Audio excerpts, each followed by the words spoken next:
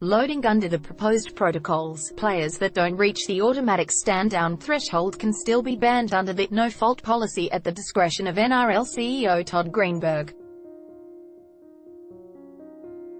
Greenberg has already used those powers to suspend Manly's Dylan Walker and Penrith's Tyrone May until their court cases are resolved. The NRL has indicated that clubs will be able to apply for a salary cap exemption to replace players affected by the new stand-down rules. However, the Dragons and Sea Eagles in particular are frustrated that a framework for the exemption is currently non-existent. As it stands, affected clubs are required to keep paying the wages of players they aren't able to use and would also need to pay for their replacement if an exemption is granted. In the Belin case, the Dragons would effectively be out of pocket to the tune of $1.2 million a season if they availed themselves of the exemption, despite the logistical issues his replacement would create.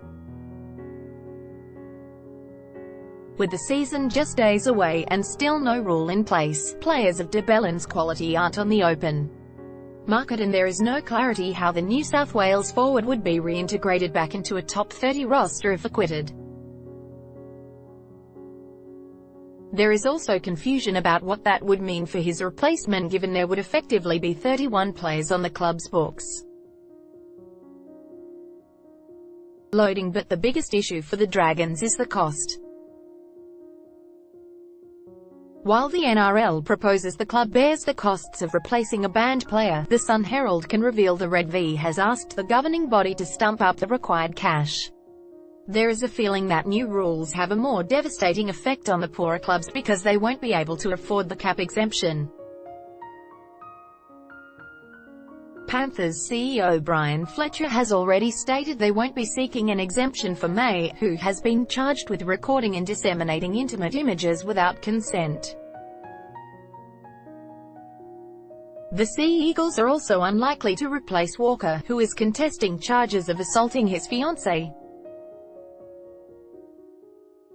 Walker's case will return to court on May 10, leaving the Silvertails in limbo until then. While the Dragons want the NRL to fund exemptions, it's unlikely head office will change tack and incur the costs.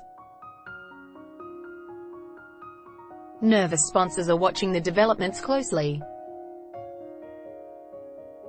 ARLC chairman Peter Beattie personally fronted the game's major backers at the NRL season launch, urging them to stick solid until the new rules have the desired effect on player behaviour.